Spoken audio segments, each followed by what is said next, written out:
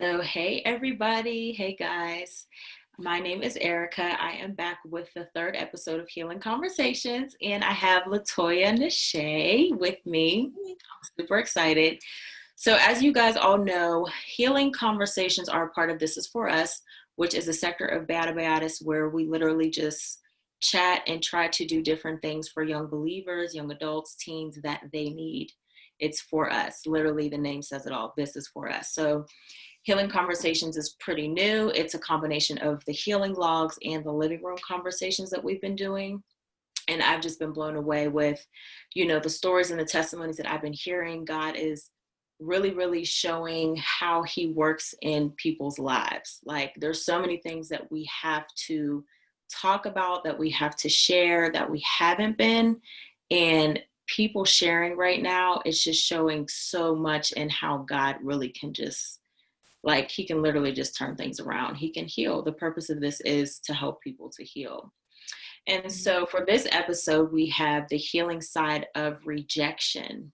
And that is a pretty heavy word, child. Rejection is a lot. And I'm going to let you, Latoya, just share a little bit about who you are, what you do, and then we can just jump on in on the topic. No problem. I am Coach Latoya Nashay. I am a certified life coach, also an author and a speaker. I can sum my life purpose and everything that I do up in one sentence. Like I exist to equip people to live like they know whose they are. So I'm really like that middle person that helps to close the gap between now and next, whatever that may look like. That's awesome. I love that. And I feel like life coaches are really needed. I was just talking to my coworker, I think it was like 2 or 3 days ago. And he literally was like, I have a life coach. He was like, and my coach was telling me X, Y, and Z and X, Y, and Z. It was like something about his fitness, and just like his physical health, because he recently had to go to the hospital because of what he was eating and different stuff like that. And I was Mhm. like, they do that too. I was like, they like nutritional coach, therapists, they like everything. I think it's just really necessary. And I've never had a life coach. Like, I think that it's something that I would want to get into. Uh, Yes. and I love I that love it's empowering people to let them know whose they belong to. Who are you it. really belonging to? I think once you know whose you belong to, it just kind of gives you like a little chip on your shoulder. Like, I'm good. Like I got this. So, Absolutely. hmm It helps you to put one foot in front of the other because it's easy to have vision and know where you want to go or where you want to end up ultimately. But yeah, the reason why so few people get to that place is because they don't know how to close the gap. It's the strategy piece that's missing. And that's what life coaching is all about. It's about strategically helping people move forward without necessarily telling them the answers, but asking the right questions so that they can arrive at their own answers.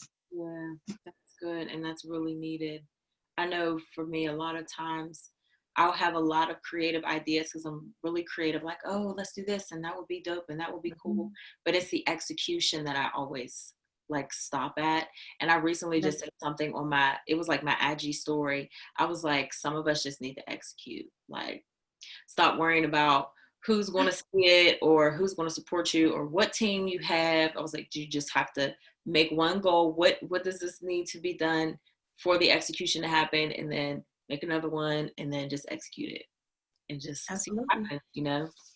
So you Right. are needed. You are really needed. And I wonder if when you talk about putting one foot in front of the other, um, is that really necessary for dealing with rejection or what the healing side of rejection looks like, because I feel like you can stay stuck in the rejected place and Right. like sitting there and stuff is festering and things were manifesting like we talked about before. It can manifest in like a million different things based on the person, who they are, like you said. So tell me a little bit about what rejection was for you, what that looked like for you. So it goes back to my origin. My biological father just was never a part of my life. And then he actually passed away when I was 10. So not only was he there for a decade, but then I'm faced with the issue that, he's gone. And I honestly, when he passed away, I felt nothing. I was a kid. I was in 5th grade, 10 years old. Yeah. Um, and in my mind, I'm like, okay, this is fine because I really can't miss someone that I didn't necessarily know. So I just kept moving forward. And in my family unit was good. My mom actually got married right before I turned 4. So I have a dad, that there wasn't a void, or Yeah. so I thought. Right. So my biological father passed away when I was in 5th grade. I didn't cry for 3 years. I remember being in 8th grade and just breaking down because I look like him. And it wasn't a matter of missing. It really wasn't grief. It was I didn't have answers. Like I wanted to understand and know and hear from his mouth, like, why weren't you there? Or like, why didn't you choose to be a part of my life? Right. And there's really no individual that I can go to and ask those questions and get honest answers. Right. So that unleashed this whole thing, that I had to work through. And I remember his younger sister telling me some stuff. Just it was strange. I remember she told me that when he was 10 years old, he made her a bet. And the bet was that he would never fall in love, he would never get married, and that he wouldn't live to see 35. Wow. And I don't know for sure if he was ever faithful to anyone or not. Mhm. Um, I know he never got married, and he actually died about a week before he turned 35. Ooh, And his, the craziest thing is, like, his family thinks that's amazing. They're like, oh, he knew it was coming. I'm like, oh, maybe he spoke something into existence. Maybe yeah, he that's released what I was something, thinking. that shouldn't have been released. And in my mind, I have to wonder what makes a 10-year-old say that. Mhm. Like, what did your circumstances look like that made you not want love, that made you not want commitment, and that made you doubt whether or not you wanted to live a long life or that you would live a long life? Right. And hearing that, I was 17 when I found that out. And so trying to process all these things, what I came to the conclusion of at that time was that, well, you know, maybe he just wanted to live hard and fast because he didn't think he had a lot of time. And also he knew I was okay. Like, on his deathbed, he's told his sister, he had 4 children. I was number 3 of 4. And we all have different moms. And he told his sister not to worry about me, I'm number 3, and not to worry about my oldest brother. He's the first one of all of us. And he said, because they have good families. And so you don't have to bother with them. And so initially I'm like, you rejected me in life and death? Who does that? But Wow, that is interesting. yeah, after thinking through it and praying through it, I said, well, maybe he knew that was best. Maybe he knew that his family couldn't replace or wouldn't be better than what we already had. So it was just better to leave us as we were. Yeah. And as I can only speak for me. I know I was good. Yeah. Wow. That is that's a lot. When I think about rejection when it comes to, because I I don't even know if it's rejection. Like, I think it is part rejection because I lived at home with my father. But there were always like cycles where he would not come home. And Mm, I didn't realize what was happening until I was like, man, I can't even tell you. Probably like 7th or 8th grade. You know how you start to like realize stuff. You're not oblivious to everything yeah. anymore. You start to understand. But I can just remember one like pivotal time my father was telling me, he was like, we're going to go to Kennywood. That's like an amusement park in Pittsburgh. It's like the only amusement park. Kind of it's kind of whack compared to like Six Flags and all that crazy stuff. But for me as a kid, I was just like so excited. So like I had my little outfit laid out. I ironed it. It was like laying on my radiator the night before. You're ready. And he never showed up the next day. And I remember just like sitting on my porch, like just waiting for him, and he never showed up. And Yeah. even now I question, like, why does that one memory stay in your heart? Like, it sticks there. So as I got older, every situation where, like, he was supposed to come and he didn't show up, that memory would always resurface and come back around. And it was just maybe like times where I'm thinking, like, I was supposed to go up for college. I think it was my second year, and he was supposed to drive me up, and he just, like, didn't come home that night. And my mom was like, Mm, well, we'll just all go by ourselves. Like, we'll be okay. So it was just like little things like that where I got used to him being around, but then, like, I literally knew somewhere in the back of my mind, somewhere in my heart, it was like he is always going to leave and then come right. back. And then when he would leave, I used to get very worried. Like, I would really be like, Dad's not home. Like, is something wrong? You know, like, I would always think he got in like a car accident. Like, maybe he fell asleep in the car and he's on the side of the road. I would just be worried, and I Mhm. would call him like, hey, and he wouldn't answer. And it even got to the point where when he wouldn't come home, I would know he's going to be home. He's going to be home. He's fine. He's just choosing not to be here. And when he does get home, um, you know, it'll be like the same cycle. So I don't know if that is a form of rejection. And I never really honestly shared that with people, because I felt Mhm. like, on one hand, my friends either were in the home with their fathers, so it was just kind of like I didn't think they would understand, or they didn't grow up with their fathers at all. Like, their dads weren't around at all, and I felt like I was complaining. I felt like I Right. was like, girl, you got it good. Like, you still have a dad. He still gives you money when he's home. Like, you know, the little things that you get as a kid. He still gets you this or shoes or whatever. And so I never really processed that form or that type of rejection, or even talked and understood what that was, until I got like Mhm. 26, 27 years old. And I started talking to Absolutely. the therapist um, about just like anger and all these things. And I feel like that was one of the manifestations of the rejection. Like, it took me years of that anger and like working through and talking through and going back and saying, oh, okay, so maybe that was Absolutely. rejection.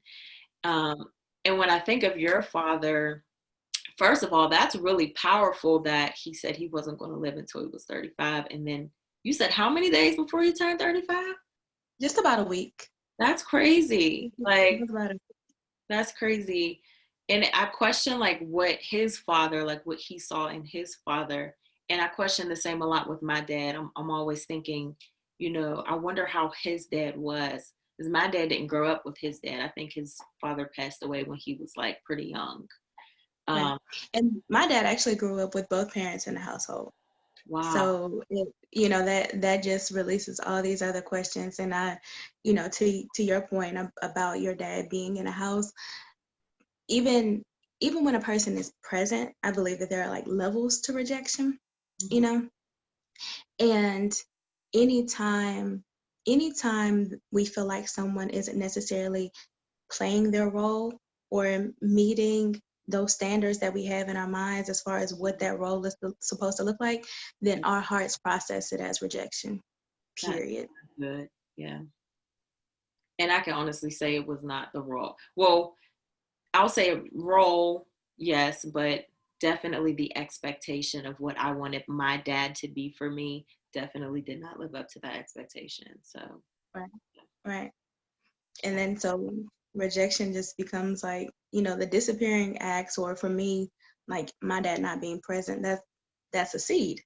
And then that seed has a root, and then that root is rejection, and then that eventually blossoms and yeah, it bears fruit that manifests in different ways. And I remember thinking for so long that I was good because, well, I was like, clearly I don't have daddy issues because I'm not promiscuous. Because in our minds, we automatically think, yeah, we automatically think that daddy issues and promiscuity go together. And right, that's not always the case. Like, we're all different. yeah, And so we process things differently, and then those issues manifest differently. And so what I realized over the past year was that my daddy issues actually manifested in the form of being self-sufficient, mm, because I figured, you know what? people aren't necessarily guaranteed to play their roles or meet their expectations. So, and I have all these questions that I can't get answers to. So if I just become the answer, if I just minimize how much I need other people, then I'll be fine. No dependency, no disappointment.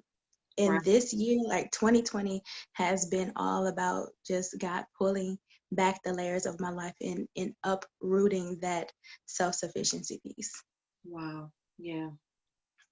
And that's difficult to do. I feel like once we kind of create this wall of protection around us, and once we try to self-soothe, um, and I'm thinking of the word of like faux healing, like it's fake healing, Yeah, like healing.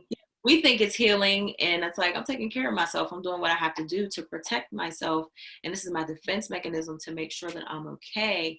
But it's really kind of suffocating us from really being healed. And that's, absolutely.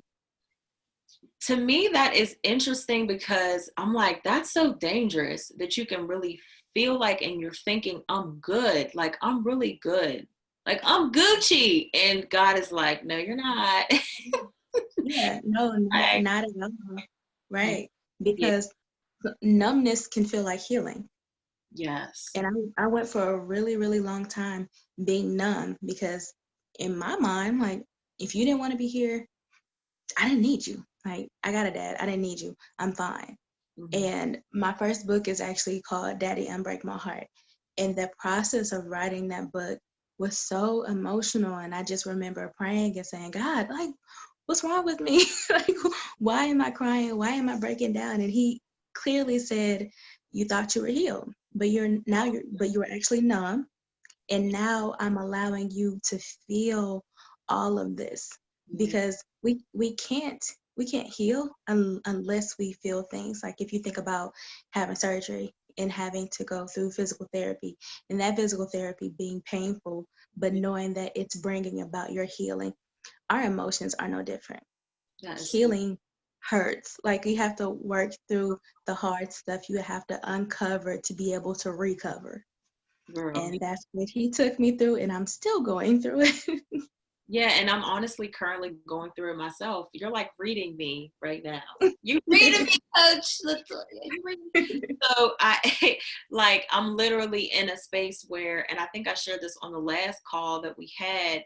I am journaling a lot, and I've never had so many days where, I've had memories, and it's like it just felt like as I would write, it was pulling the memories out, and I was refeeling the emotions that the memory had on me. Mm, And I had a moment where I was just crying, and I was like, this is painful. Like, what is wrong with me? I'm crying yeah, every day, every single day. yeah, I'm journaling and I'm crying. Tears are coming, like little bouts of it as I think of things. I'm like, God, what is wrong? Like, I was like, yo, this is like something's wrong. And God was like, no, this is the process of healing. This is right, literally right. what you have to go through. When you talk about a seed, I even think of when we go through pain, and when we go through different types of emotions that are so horrible that we want to like run away from, and we kind of want to like skip over or fast forward past all of those emotions and that pain and those tears.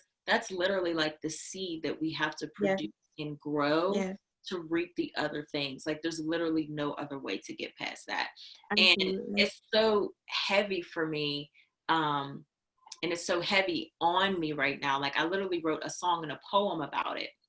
I'm just like, these things are necessary. So the pain, the crying, the releasing, I think that when you talk about the healing side of rejection, it's like you're literally pouring out and releasing the emotions, and you're feeling the pain. And that's Right. hard. It's really Yeah, hard to do that. I mean, it's easy to say it and it sounds good, but when you are like in your everyday to day and you're used to having your days go the way, it's really hard to just sit down and take a break and breathe and cry. Like sometimes you're like, I got stuff to do. Like I don't want my eyes looking red. Like I don't want nobody to. And I think even in those processes, like we have to get over trying to look so perfect. If you are healing from something, I think people should be able to know that and gauge what they can do as far as giving you the space to heal.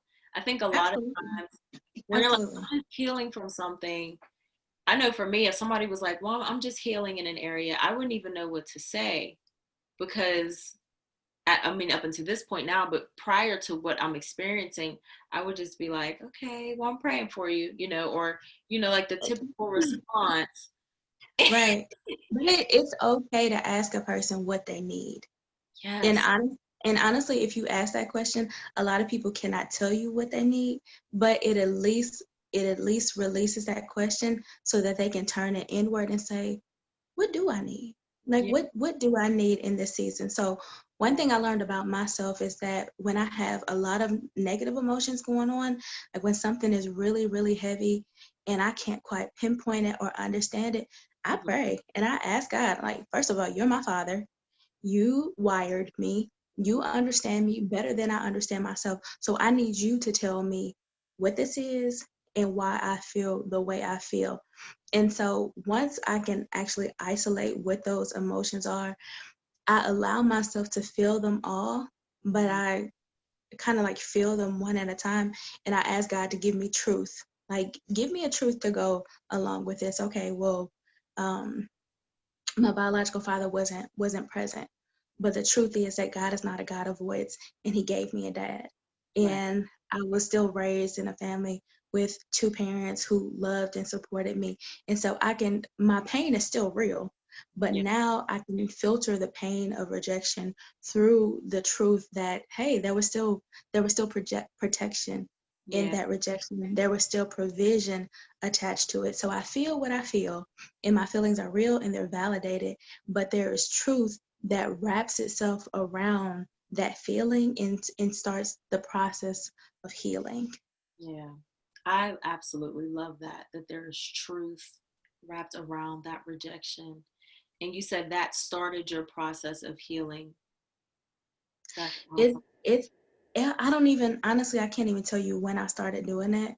I've been doing it for a couple of years, and it was just I highly value awareness. Like self-awareness is very important. If you don't know where you are, you'll never get to where you're going. Yes. So I seek to be self-aware. I seek to understand who I am and where I am, but through the lens of how God sees it, Right. not just allowing my emotions to dictate the season. Yeah. So making sure I understand me um, as a result of who He created me to be, Yeah. not what life has placed on me or not what life has said about me.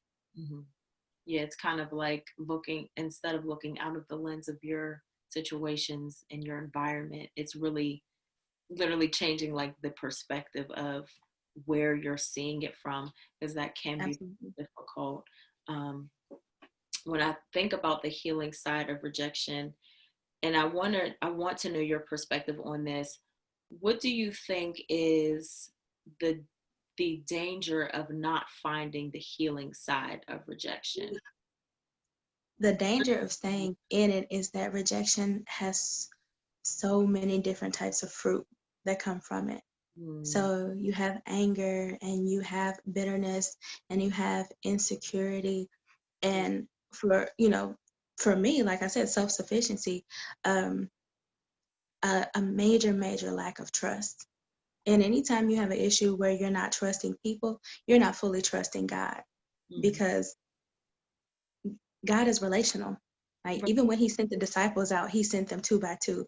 Jesus ran with 12 disciples. Like Yeah. God believes in relationships. David and Jonathan were best friends. Ruth had Naomi. Like God believes in relationship. That's the truth. Yeah. And so when we safeguard ourselves, well, quote unquote safeguard ourselves, when we put these boundaries up, Mhm. then God does not have room to flow, or he doesn't have access to our hearts like he should, and the people that he's trying to get to us, they can't. Like Wow. earlier this year, well, I went to go see The Notebook, Issa Rae's movie, The Notebook.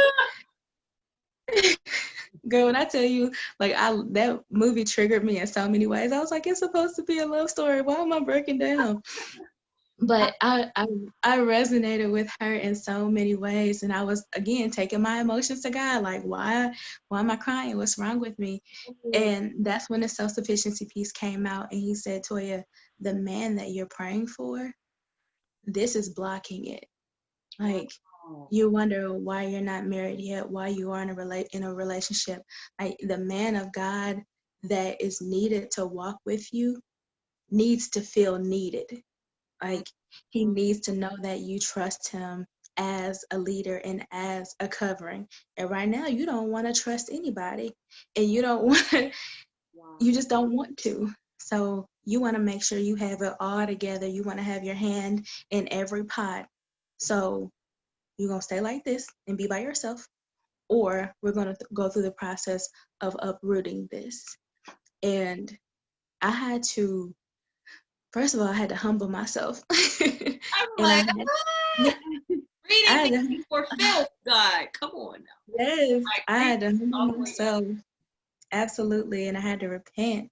And I actually went back and had a conversation with a guy that I used to talk to, and I was like, yo, this is what God said to me. What do you like? What do you think? What's your perspective? Because you know me. And he said, like, you're actually really demanding. Like, you're a great woman in a lot of ways, but like you're very demanding. And I said, okay, like, I see that. Like, I can, okay. I see that. I take ownership of that. And so I had to, like, really go back and just mentally relive situations and see where I wasn't being considerate simply because I didn't trust, and simply because I was assuming. Like, that's another thing that's attached to rejection. You just start to assume the worst about people. You don't give them the benefit of the doubt, and you make, yeah, yeah, you make everybody out to be the bad guy. And God is like, where's the love in that? Where's the grace? Where's the mercy? Girl, I'm gonna tell you, because of a lot of the stuff that I've witnessed with my mother and father, because of that cycle, I literally have that. And I feel like that was one of the fruits that you're talking about out of rejection. Yeah. I would legit in my mind, like, if something would be going good, I would I would be like counting down the time. Like, I would literally be Mm-hmm. like, oh, this is great. But there would be something in the back of my mind that would be like waiting for something bad to happen again. And it was like I could never, ever live in the moment and literally enjoy the moment. It was always something where I'm just thinking, all right, maybe next week, or maybe it'll be in 2 weeks, or maybe 3 weeks, or maybe, a month and a half, but it's going to happen. And I think that that's so detrimental. That's something that God is trying to undo with me. So it's interesting that it's not even my lack of trust in people and, you know, not wanting to see the best in people, but I think it's also my lack of trust and not wanting to see the best in situations in general in my Right. life, Mm-hmm. outside of just, I don't know, I'll say an ex-boyfriend. It's like my job, career investments or endeavors. I'm just thinking, is this really going to last? Like, is this really, maybe in 2 weeks and 3 weeks, it'll come crumbling down.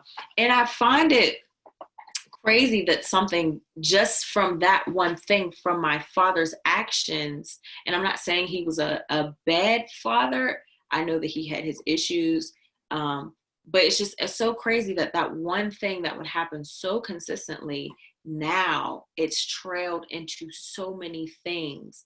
So I would love to emphasize right now that, and honestly, I'm not going to say that, well, I'll say because my family wasn't big on therapy. And I do know that, like, now therapy is such a buzzword. Like, it's something that everybody's talking about, self-help and self-care and self-love.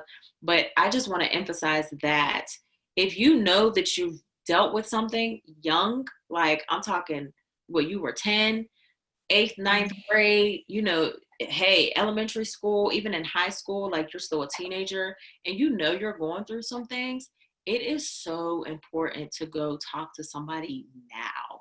Because the Right. longer you wait, I do feel like the longer, like you said, it's just like it's layers. It's I can just picture like as we both said we're bio majors, right? I can picture like the layers of the earth, like the rock, Yes. and they just like Yes. layer on top of each other, and it's harder to break down all of those different things that are just building on top of each other.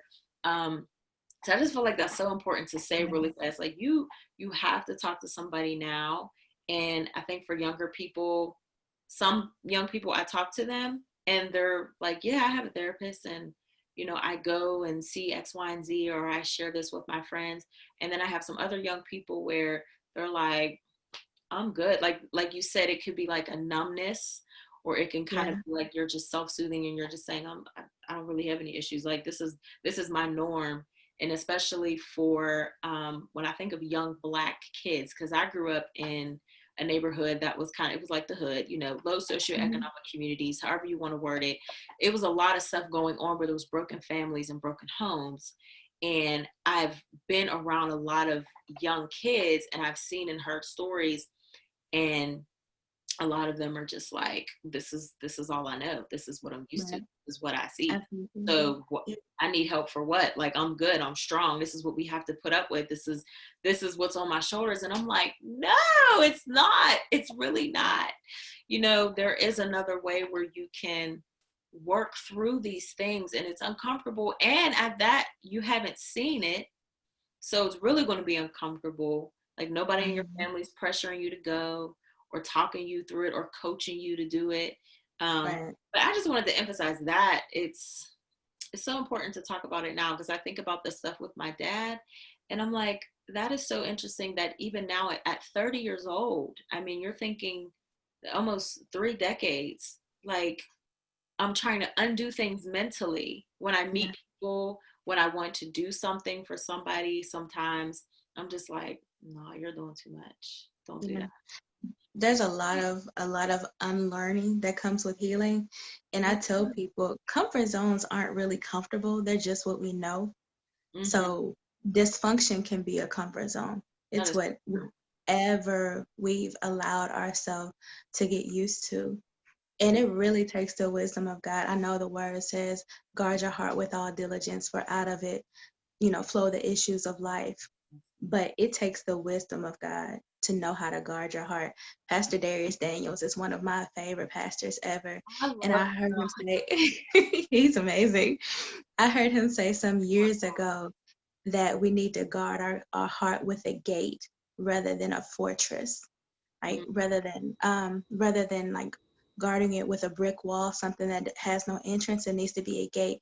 And then you need to have discernment about when and who to open it for. But yeah, again, that takes walking in the spirit and listening to God and knowing when to let people in or not. And so here's the science part of me, because it always comes yeah, out. I am very big on boundaries. And so when I think about boundaries, I think about electron shells and yeah. how I think about those Are you those taking three. it back? I can think like quizzes, like putting the little dots. Yes, yes. And everybody does not deserve to be in your inside shell. So Yeah, you have to yes. know where to place people. And so I have my inner core people, Mm-hmm. and we share the same heart and same mind. And I know that they love me, and I know that they'll correct me if necessary. And so we walk through life together. And then that next shell, those are people, I rock with them. Mm, So if they need me, I'm there. I don't always give them the opportunity to be there for me, because they're not my inner court people. right. But when outside was open, we would hang out. Right. See, Yes, and then there's that outer shell of people who I don't necessarily have beef with, but I still know that it's important for me to keep you at arm's length. So if God tells me to pray for you, I'll pray for you. If you call me, I may or may not answer, depending on where I am emotionally. But yeah, knowing it is so so critical to know where to place people, um, especially when you're in the healing process, because having the wrong people in the wrong places can set you back while you're trying to move forward. I like it's like you said, the gatekeeper. And I can honestly, when you were describing the show, I could literally picture people. There's people who Yeah. are like kindred spirits. They're like you are my sister, and we just get each other.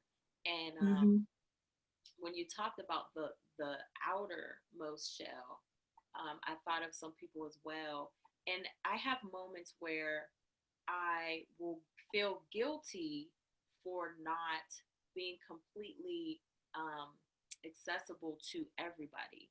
It's almost as if like I'll tell myself, you need to be more open and more, like more friendly, more kind. And I have gotten to that place where I'm Yeah. like, you don't. I mean, and it's Right. not that You it's don't. yeah, it's I mean, I don't know where I thought I had to do that with everybody. Maybe it was like I felt like I needed to be liked and loved by everybody. Um Yeah. Accepted by everybody, but I've definitely gotten to that place where I'm like, I've had calls come through on my phone and I'm like, I can't talk to you right now. Yeah. And there's Yeah. certain things that when people share certain things, I can just sense like you need to guard your heart from what they're even saying right now, because Yes. it's just like you said, it's the gatekeeper. Not everything is supposed to come in at full value and stick and sit inside of you, Right. and you just meditate on it or even take it as truth. And some of those things are even difficult to navigate through as in friendships, because I think the older you get, the more difficult it is to have true friends. Yeah. And it is difficult to keep friendships even now, even with COVID. I've heard of people talking about they felt rejected in COVID. They felt like, check up on or what was it? I think I saw a meme. It was like, if nobody checked up on you up until this point, then they was never real, and all this crazy stuff. And you're like, what the huh? And then you're sitting here thinking like, what the heck, ain't nobody. And Right. so I do think it can be a little bit more difficult when you get older. Um, but when I think of rejection and as you grow in friendships, do you think that it's easier to kind of block the manifestations of rejection now that you're older? Or do you think it will be easier when you're a little bit younger? Like if you're like in your 40s and your 50s, or do you think it's just all the same? It depends on the Yeah. person. I definitely don't think it's an age thing. I think it's a maturity thing. Ooh, yeah. I, I, I really think it's totally dependent on your relationship with God, because otherwise the things, I'm known to be very independent, very much a self-starter. Like, I am the get it done person. Yeah. Those things look great on the surface. They look Right. great on a They, resume, and they translate very well, whether, because I've been in both. I've been in corporate America, and now I'm in full-time entrepreneurship. And those skills, like those characteristics, they translate very well into my everyday life. mm, But God looks beneath the surface. He looks at the motive. He tries the heart. And mm, so when these things that look great are tied to things that are based in ruin and decay and a lack of faith, mhm. then it becomes problematic. And it takes the mind of Christ to be able to sift through all that stuff. So it's really about spiritual maturity. Has nothing to do with age, you Yeah. know. And like you said, self-awareness. I think the more that you're introspective and you're looking at yourself and you are asking God, show me, help me to understand, give me the wisdom and the revelation so that I can grow. That is definitely where you'll start to get that information and insight too. And I know that for myself, because I've been doing a lot of introspective work, which is like, like it's tedious, it's tiring sometimes. But because I'm doing the introspective work, there are things that I realize that I'm keeping people like literally like at a 6 foot distance from myself. Um, and I'm learning it. It is because of rejection. It is because I'm fearful and I guess I'm worried about what will go wrong or what you will do wrong or what you will do to disappoint me or not meet my expectation if I really allow you to see who Erica fully is. Like, Mm. all completely, all of my weirdness, all of my dreams, my desires, my music, my poetry, just like everything. And I remember I used to write like little encouraging notes for the people who like were close to me, like, and it was kind of corny, but I'm corny, so it would be like, I don't know, like something cute, like something something something, have a great day, with a little smiley face or like a heart or something. Yeah. And sometimes it will have like a small little thoughtful gift, or sometimes it wouldn't. And God had shown me, he said, you used to do those things like it was nothing, and now I can't remember the last time that I've done it. It's like it Yeah. takes so much out of me to show someone that part of who I am, as far as me wanting to be kind and loving and giving and generous, just in an act Right. or a deed. It doesn't even have to be, something tangible. And so I just find that really interesting too. That's difficult to understand and to see. So now that I'm kind of moving towards the healing side of rejection, I'm finding myself having to actually change my actions. Yes. And it's different. I'm like, Yeah. why is it just hard for me to write a note to somebody and put a smiley face on it? Like, if I did it Right. so many years ago, why is it so difficult to do it now? So it's really also, the action, that work that you actually have to do, changing something, man, that Right. is, that's a part of it, but it's necessary.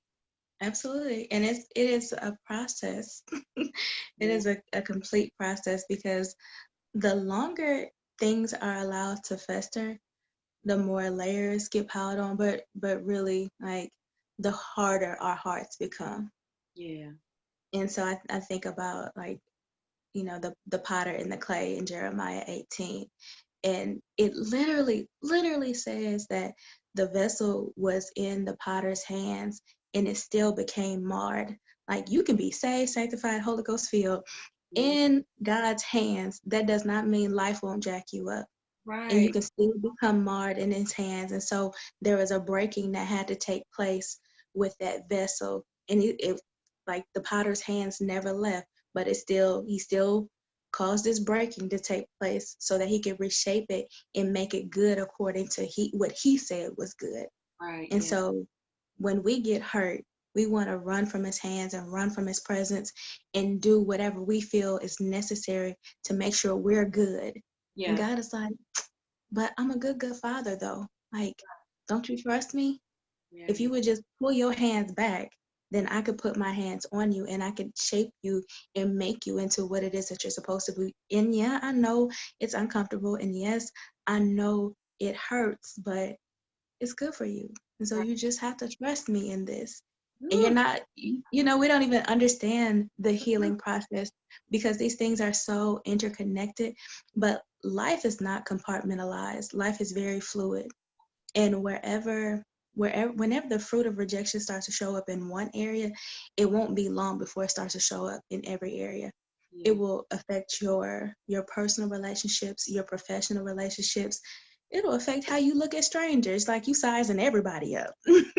That's so real. And God is like, no, I need those scales. I need those scales to fall from your eyes. Like, I Yeah. need to tear down this veil. I need to I need to soften your heart and make you malleable again. Yes, absolutely. I can definitely identify with that. And when you were talking about the potter and the clay, I thought of the scripture where it says the rain falls on the just and the unjust. Yes. Sun shines on the righteous and the unrighteous. It really is a part of, I think everybody who lives on the earth has something that happens to them that they go through. And it really is you having to sit and have personal alone time with God and Yes. just allow him to do the work. And then he might tell you something and you have to do the work. Or he might not tell you something at that. Like you said, it's a process. Um, and it's so interesting when I think of the healing side of rejection. I just think of someone who is very open and someone who is not afraid anymore. Like the fear of getting hurt is literally just like obliterated. And to me, that's so beautiful. Like if you could just picture, like it's kind of weird. You could just picture somebody like just walking like just free and open, like, hi, give me a hug. How you doing, sis? You know, like Yeah. you're just like frolicking. You're free. You're really free of the fear. You're really free of Right. the fear. So I wonder, and I want to ask you, what was a pivotal moment for you where you were like, okay, I can kind of see some results in the healing, or I can feel some things falling off or changing? It goes back to 2013, 2014. It goes back to writing that first book, and a part of asking God, like, why am I feeling this? Why am I going through this? Him saying, hey, you're numb, but then also having him tell me, I'm never gonna fully remove this pain. Like I'd be it's like, it's oh my yeah. He let me know that it wasn't gonna cripple me. I was gonna be fine. I was gonna be more than functional. There was with in the kingdom of God, it's just so different from the way we see things in the world. And it was like, this pain has purpose attached to it. So in me still being able to feel it and understand it and process it, that makes me compassionate towards others, but it also causes other people, it's like a magnet. And so I have all these men and women who gravitate towards me, and as I start to talk to them, I find out, oh, that's rejection. And oh, that rejection is a result of your father not being there, or your mother not being there, or neither one of them being there. And so, because it's still very, very real to me, my heart breaks for them.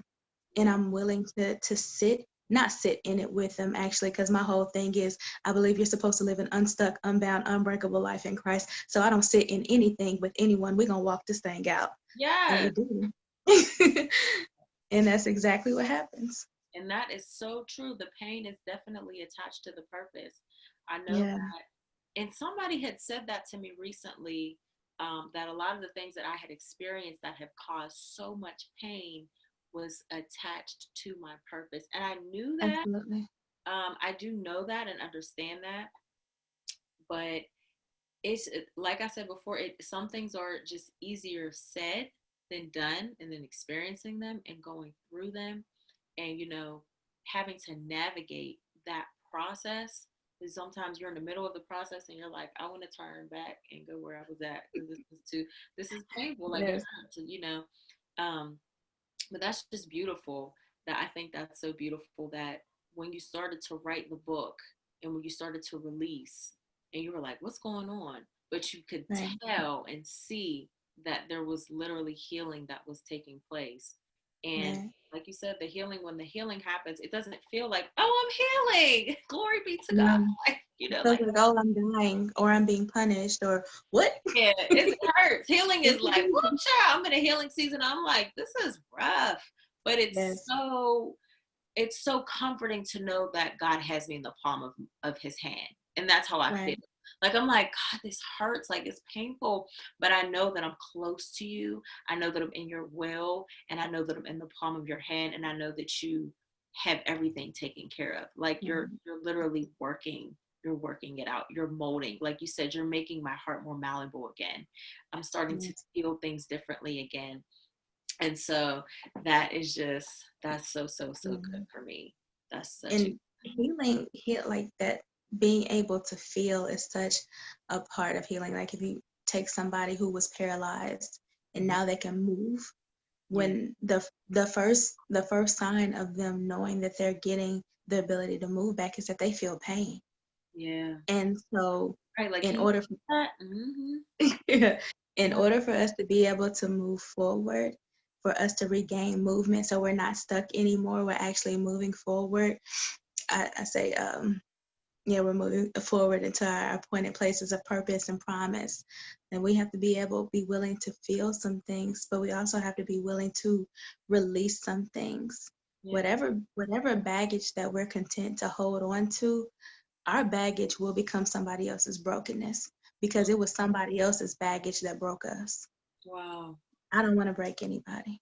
Yeah, it's like hurting people hurt people. Like, if you don't deal with Yes. that hurt, you're literally just going to dump it on somebody else. Sometimes you don't even know. You And that, don't mean to. It just happens. yeah, you don't know. You don't know when it's happening. It's just like it's a part of you. I think that's one thing now that I'm getting older and I'm thinking of like when I date now, all of the questions and all the things I'm like, they're so different. They're so intentional, and it's really to understand who you are as a person and to understand what are the things that you're carrying. What are your childhood traumas? And it Right. doesn't have to be anything like, oh, somebody shot my dad when I was walking down the street, and like nothing. It doesn't have to be anything crazy. It could be something as simple as my dad didn't come home, so there were so many 3-4 days randomly every month, and because of that, or I'm dealing with that, or I'm not dealing with that. So I just think that those conversations really need to be had more openly. It's not that it's a bad thing per se, it's a negative thing, it's a part of life.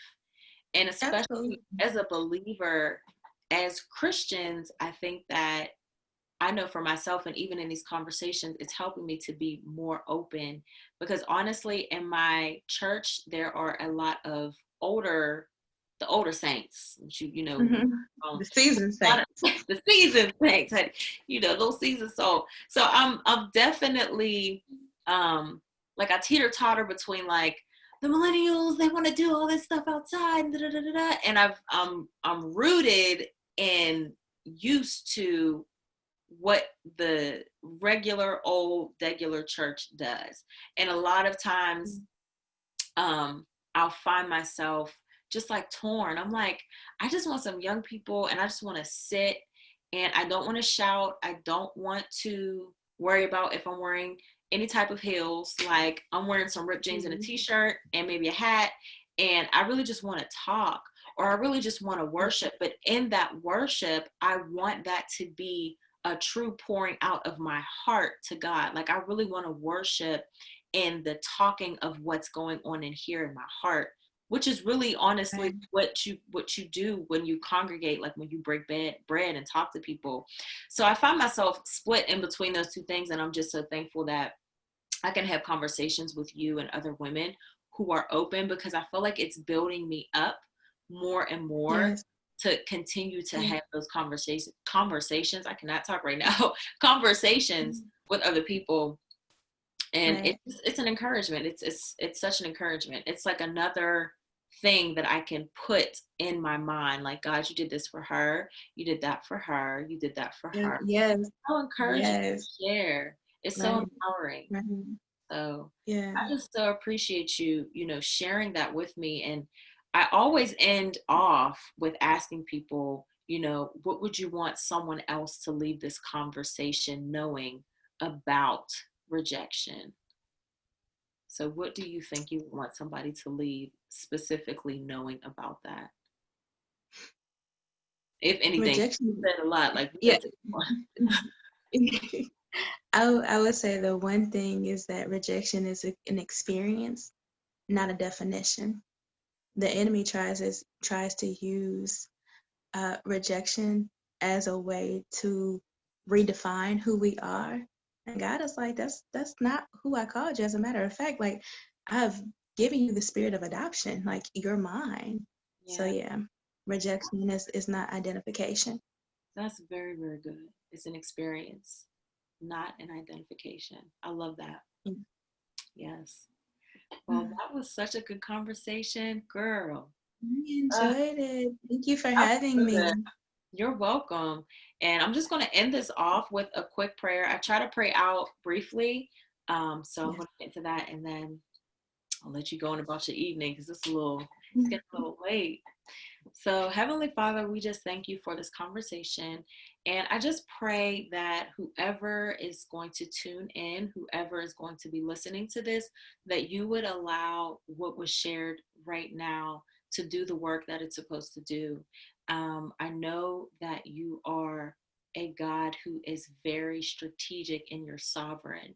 and you can work out so many amazing things. And so I'm just asking that whatever it is you want to do in this, whatever was shared, whatever nuggets, whatever part or piece of a testimony or a story, that you would allow that to reach and to touch the people that it needs to be, that need to hear it. In Jesus' mighty name, I pray. Amen. Amen. Amen. That I was enjoyed it. Thank you for having me. You're welcome.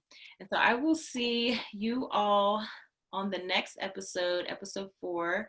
Hopefully, we're going to be getting into some other healing sides of, so healing side of bitterness, healing side of, just different things that we carry and we're not really sharing. So I will see you guys soon.